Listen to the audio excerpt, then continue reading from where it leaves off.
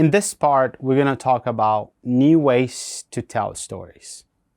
Quite exciting, one of my favorite parts, because this is a nice way to build human connections and becoming a trusted partner for your audience, for your customer, and for the people you wanted to serve.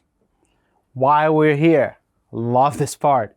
It is repetitive, yet it is always different. In this part, we're going to dive deep on how to best break our own limitations, create highly impactful content while using the most powerful tools available today to connect with people in a meaningful way, access the multi-million-dollar budgets or not, the only way to successful campaign.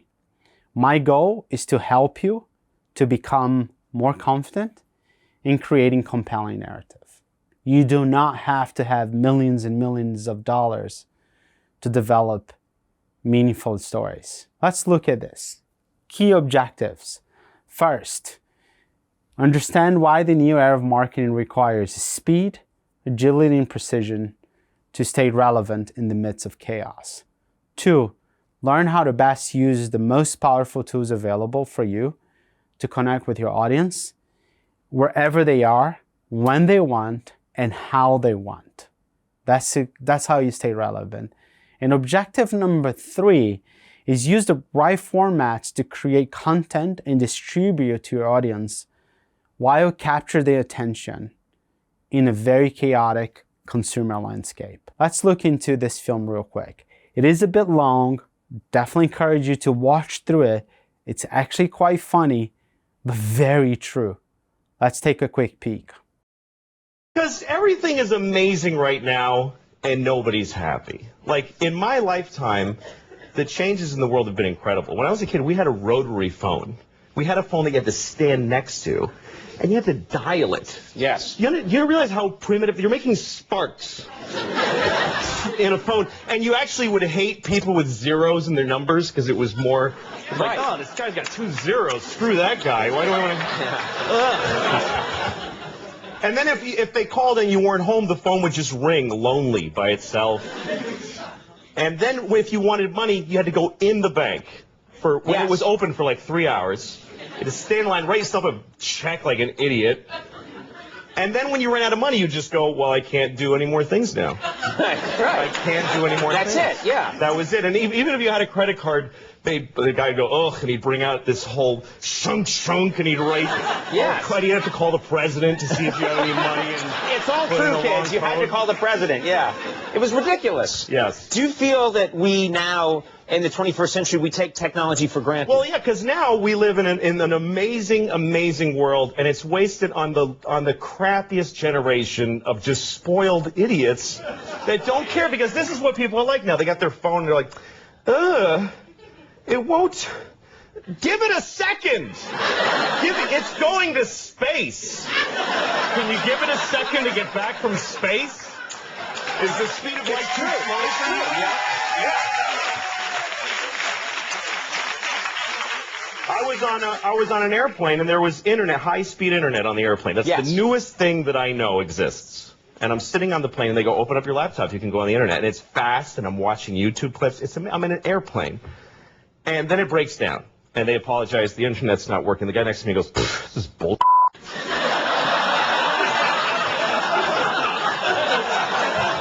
Like, how quickly the world owes him something he knew existed only 10 seconds ago. Right.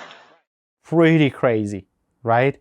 That is the hard reality of where we live in. I'm not even going to make this about a generational difference. Technology, the speed to which we have access to things, it actually makes us take things for granted.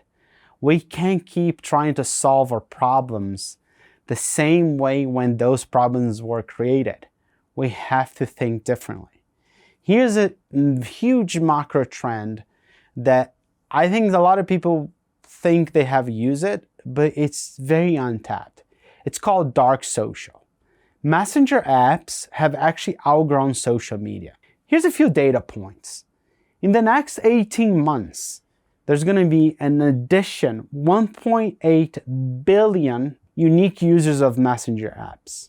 Right now, On average, consumers, you, me, your neighbor, your best friend, are sending 600 DMs per day. The average post per day on social media, it's 1, maximum 2. So have you maxed out and tapped out on using messaging apps? WhatsApp, Messenger, DMs, email, those are all messaging tools. Here's another one. That's what I talk about informed intuition, data informed. There's an average of 900 daily stories per day that is actually now migrating to Reels or TikToks. 20% of all Instagram videos are live. 20%. That's a massive number. And when you lead with video content, there's a higher likelihood of 3x for you to increase your consumer's attention to your message. So how are you leveraging video in a format of telling bite-sized short stories? Video no longer needs to be a 60-second film to go on Super Bowl. Video could be a live on Instagram. It could be a reel. It could be a TikTok. So what are you doing for yourself, for your brand, and for your business to capture video as a platform? So creating highly impactful content are built on those 3 big trends. So what are you doing right now? But the key to all of this is that the format of stories, meaning live stories, reels, TikTok, are very ephemeral. They're here and then they're gone. They're here and then they're gone. So frequency is extremely important to stay relevant, right? Here's a case study. It's probably one of the most controversial projects I've ever worked with, but one of the most exciting is Neymar transferred to PSG. Yes, I was in the team and Nike that had to build a campaign and an idea to bring that transfer to life.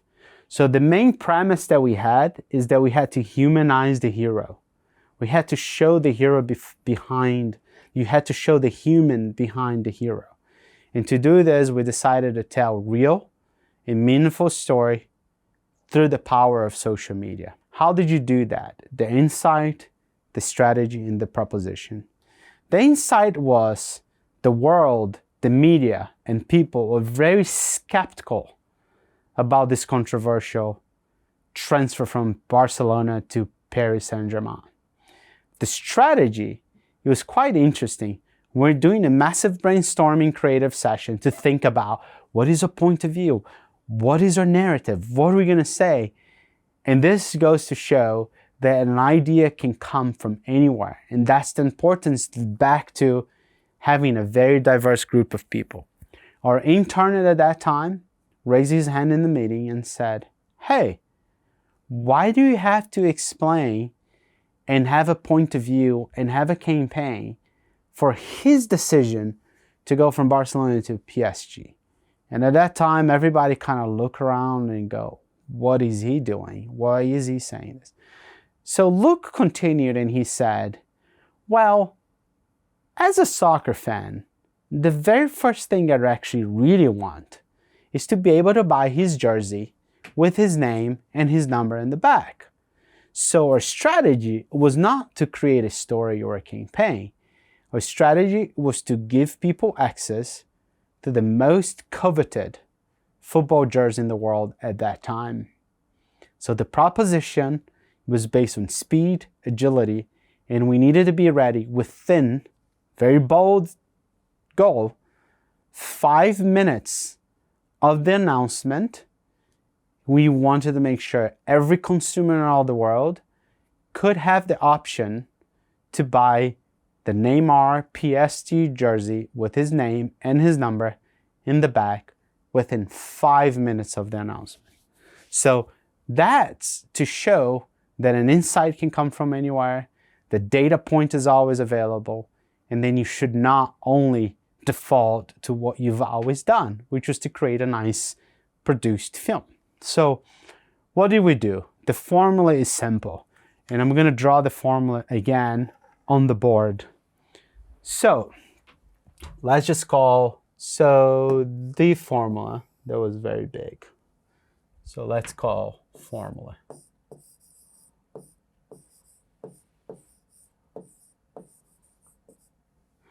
So the formula is quite simple. We have an insight.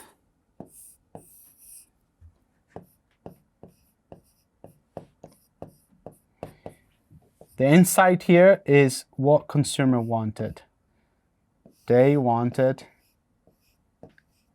access, right? Then we needed to give people and leverage context. What is the context? Is location. Location in this case is it's Paris and e-commerce. Okay? Insight times context. Then relevance.